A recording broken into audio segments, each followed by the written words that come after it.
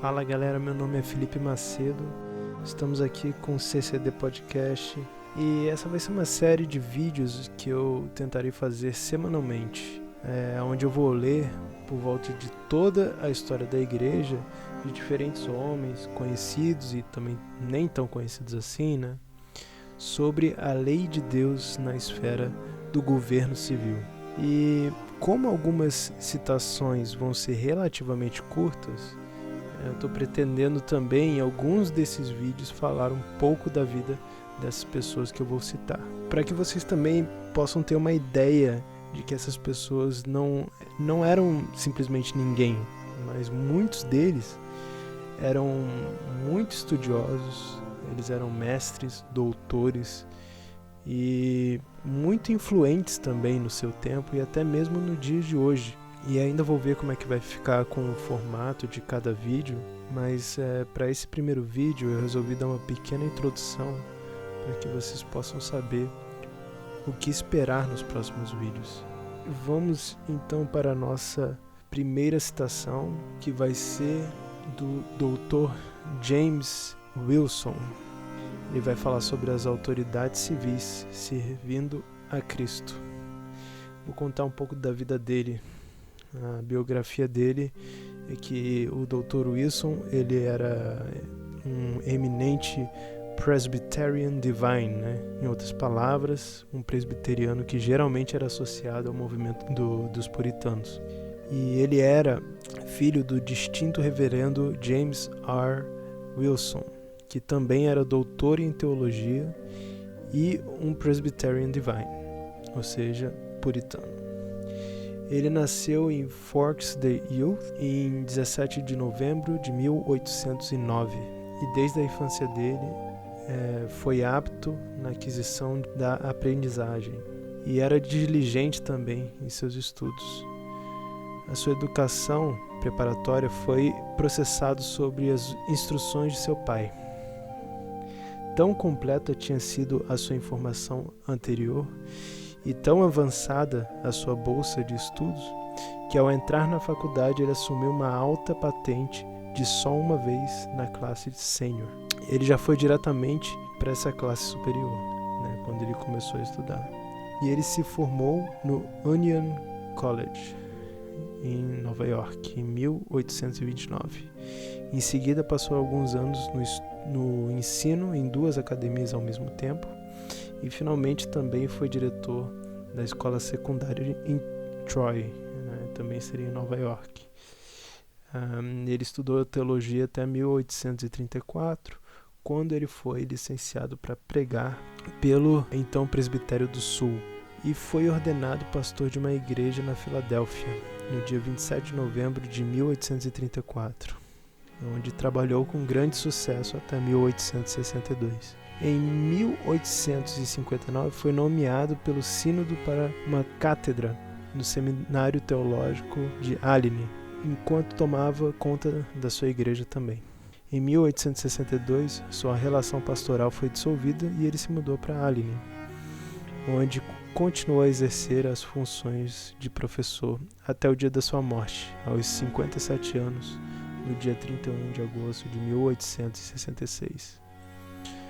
Coincidente com seus deveres pastorais e profissionais, ele também desempenhou uma quantidade variada de escritos.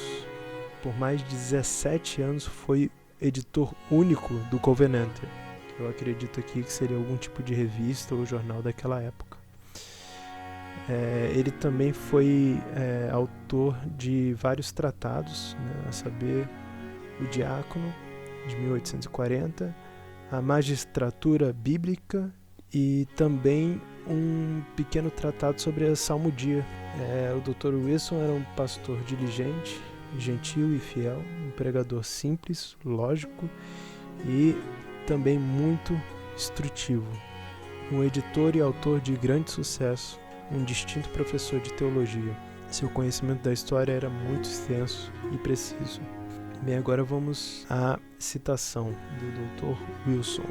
E esse texto foi retirado de Bible Magistracy or Christ's Dominion over the Nations, que foi publicado pela Philadelphia. O interessante é que foi para uma sociedade missionária da Reformed Presbyterian Church em 1842. E especificamente estamos falando aqui das páginas 58 e 59. Vamos começar. Ele diz o seguinte: o homem de negócios, o comerciante e o empresário devem respeitar a lei de Cristo e ver que, na medida em que a sua autoridade e influência se estendem, a sua lei não seja violada, nem seu nome desonrado com a sua conivência, muito menos a sanção e exemplo. Os anjos são ordenados a adorá-lo. Hebreus 1:6. Ele os emprega como seus ministros na promoção dos interesses do seu reino. Cristo faz isso. Os magistrados, exercendo como representantes da nação o poder e influência nacional, estão isentos desta lei universal? O governo civil que Deus ordenou para a sua glória e para o bem do homem deve ser a única exceção para que a lei de Deus não seja cumprida? Os governantes civis não devem ser chamados a servir a quem os anjos ministram? Eles estão soltos de todos os agentes morais em liberdade para se recusarem a promover os fins da administração mediadora? Não, isso não pode ser assim. Todos os reis cairão diante dele, todas as nações o servirão. É o que o Salmo 72, versículo 11 diz. Eles devem servi-lo, dirigindo as suas medidas e empregando seus recursos para facilitar a disseminação da verdade e jogar ao seu lado a influência da sanção nacional. E como é que o Estado vai fazer isso? O Dr. Wilson responde: fornecendo o auxílio à Igreja na execução dos seus justos esquemas de piedade e benevolência, removendo todos os obstáculos exteriores até onde pode ser feito, restringindo os violadores grosseiros da lei moral de ambas as tábuas da lei, infundindo assim em toda a estrutura e atos da máquina do governo um espírito de oposição ao erro, ao mal e à impiedade, e de favor à verdade, à moralidade e à piedade. Isso nunca poderão fazer, a menos que reconheçam, honrem, defendam e apoiem a Igreja cristã.